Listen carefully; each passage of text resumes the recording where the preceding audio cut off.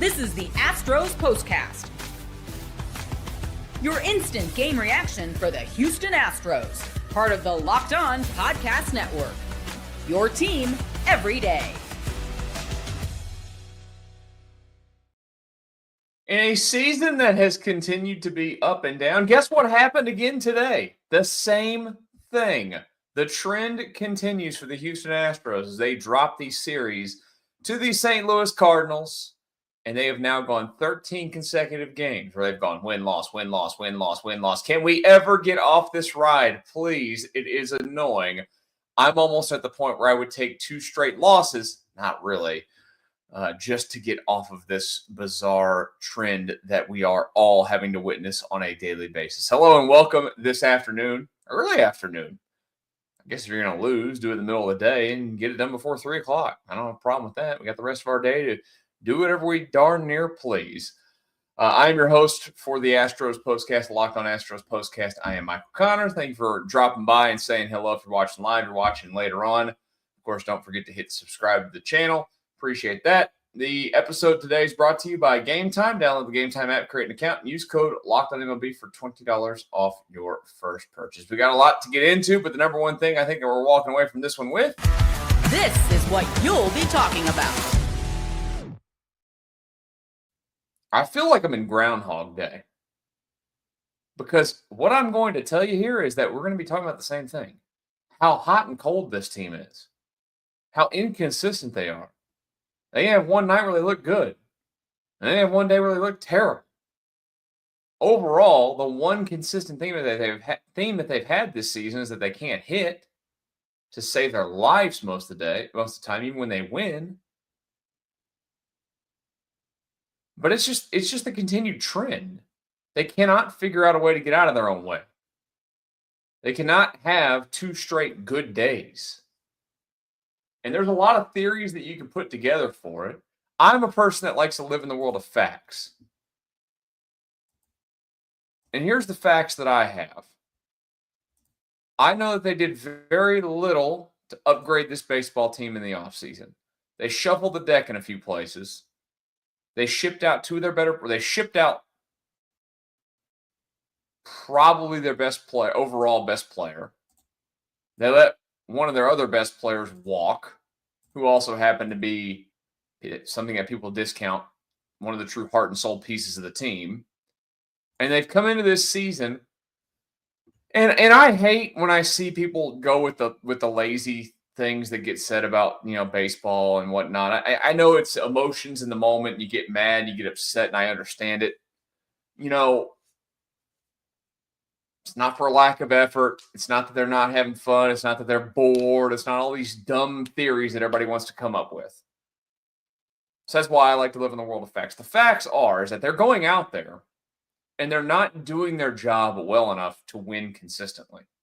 They're not producing enough to win consistently. It's not for lack of effort. It's not for lack of care. It's not for all these. It's not because the manager's doing this. It's the same coaching staff that they've had here for years. And they've won all these games and all these things. Don't put it down to one little thing like that. I think when we analyze baseball, far too often, we do all these little things where we forget the core of the issue is the performance of the players. And that is the responsibility of the player. And I have a lineup that I'm sitting here staring at. And there's nothing. I'm telling you, there is absolutely nothing that this coaching staff is going to be able to do to get Isaac Paredes to stop trying to do nothing but pull the baseball. Or to get Christian Walker to just get a darn hit. You want to know what the problem is with Christian Walker? You watch him go out there, that guy's in his own head. Somebody needs to tell him it's time to relax. I can watch him for 2 seconds and know that guy takes everything way too seriously and lets everything sit on his shoulders. And when that happens, it all compounds. There is nothing a coach is doing to change that. There's nothing a coach is doing to get more consistency out of Jeremy Payne. You know what Jeremy Payne is? This player that he did every single year. He's a good player. He's not an offensive leader. There's nothing that they're going to do to get Yainer Diaz to stop being a free swinger. Nothing. I'm not going to complain about the likes of Brendan Rodgers and Jake Myers not having today because those aren't guys that you're counting on. Then you got rookie down there at the bottom of the lineup as well, who I'm not going to count on him to be unbelievable. Here's where we might just be. As I think, again, we live in the world of facts and live in reality. The biggest issue of this baseball team through the first 18 games of the season, where they're now 8-10, they can pitch. Was their pitching spectacular today? No, Ronel Blanco, we'll talk about him in a minute. He's got major concerns for me. But he still gave you a chance to win the game today. Their pitching staff still overall gave you a chance to win the baseball game today. They were flawed how they've been put together. And this is from years of making mistakes. And all that comes back together and when you get to the on-field part and you start to look at it and you go, well, this is why they're not as good as this because this player's not good enough here, that player's not good enough there, this player's got flaws here, flaws there. And they might just be an average baseball team this year. Very well could be that's the case. And I think that's okay to live in that reality as Astros fans, that you can look back and see it. Look, this is not the most talented roster they've ever put together. Acknowledge that before the season even started. And they're paying out the backside for it, too. It's frustrating. I asked for the word the other day to describe it. And the word for me was annoying. And I think it still is annoying. You know?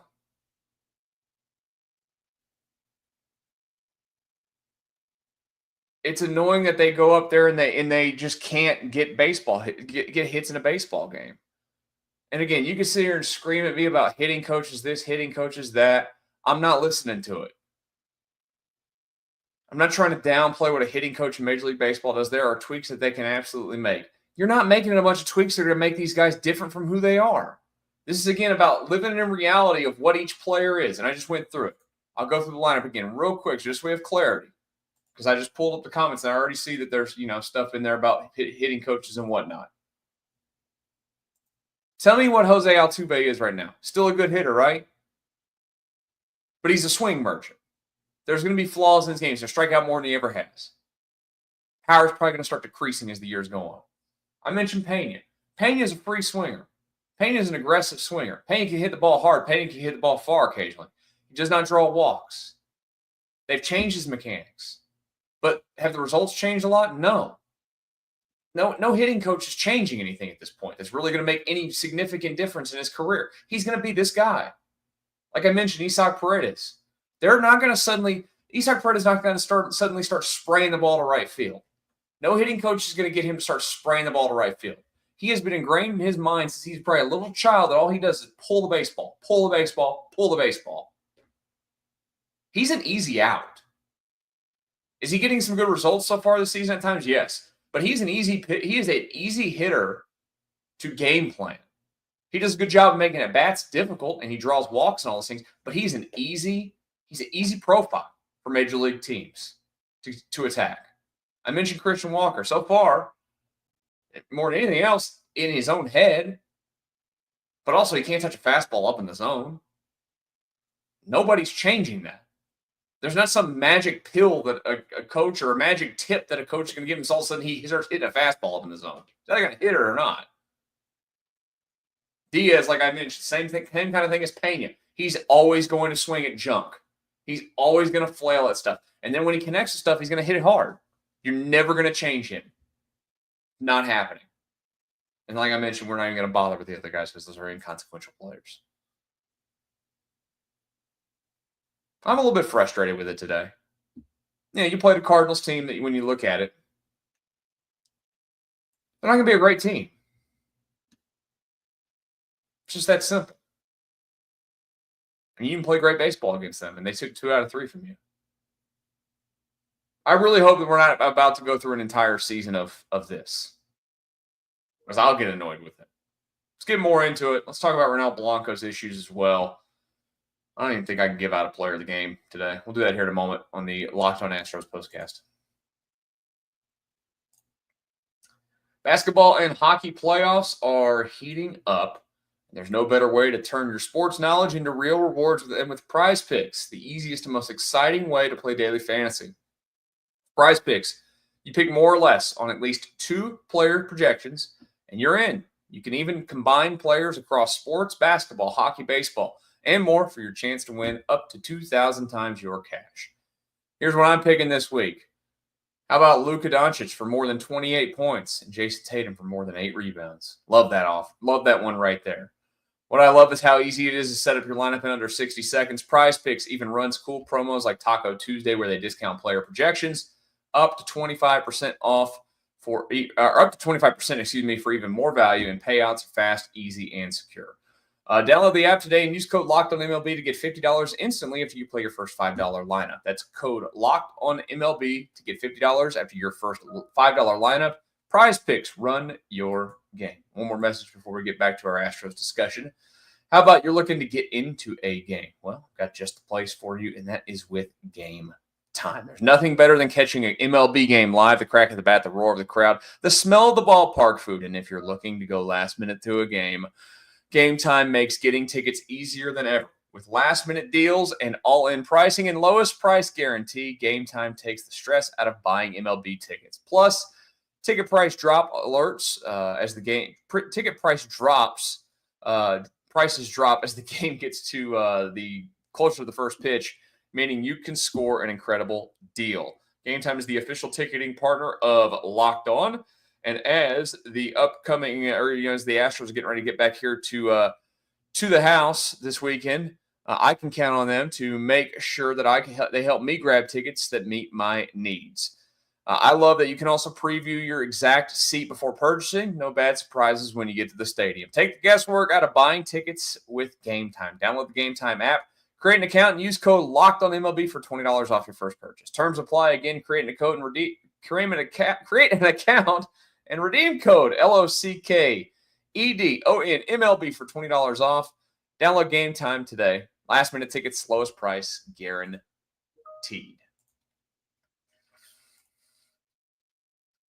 Astros Postcast here continues after a loss today to the St. Louis Cardinals. I am your host, Michael Connor. Thank you for stopping by. Astros now 8-10. They have continued the trend. We've mentioned it a lot recently when we've done these shows. Starting on the 3rd of April, let's just go through it again. Win, loss, win, loss, win, loss, win, loss, win, loss, win, loss. That is unfortunately the mark of average baseball teams. That is something that they would do. There are other teams, I think it's the Rockies, the Rays, and the Orioles are the 3 other teams in baseball that are still looking for their first stretch of winning consecutive games. It's crazy to think April the 16th. And it's so weird because last year, I think I try to put everything in perspective. Now, of course, I can't compare last year's team to this year's team because I still will sit here and tell you last year's team was far more talented than this year's team when they started the season. It's a lot like last season from the standpoint of being frustrated. It's not as awful as last season, clearly, because they're 18 games in and they're 8-10. Sorry, I'm going to move my microphone here. I hope it didn't make a bunch of noise for you. I'm going to pull up the schedule through 18 games of last season just to compare where this team was last year. I'm pretty confident that it is worse. It was worse, I should say, last season through the first 18 games of the season. They were 6-12. So, yeah, last year was far worse in terms of results. So I'm trying to keep that perspective because I am like all of you. Now, I know that I don't sit here and maybe talk in the same way that a normal fan would do it. I know I think it's just years of being in radio. You're supposed to be the radio guy that talks as if you're a broadcast, all those things. I guess you guys know what I'm saying. I'm still a fan. I've been a lifelong fan. I was a lifelong fan even when I was in the media and doing radio and all that forever. I grew up watching this team, and all I want to do is watch them succeed. But it's just annoying when you have to constantly come in here and be this way. And I think in large part it's because the expectation level, of course, for this franchise is high, right? Look, the state of Texas is huge and known for football. The city of Houston is a baseball city. I don't think that anybody's going to get that twisted.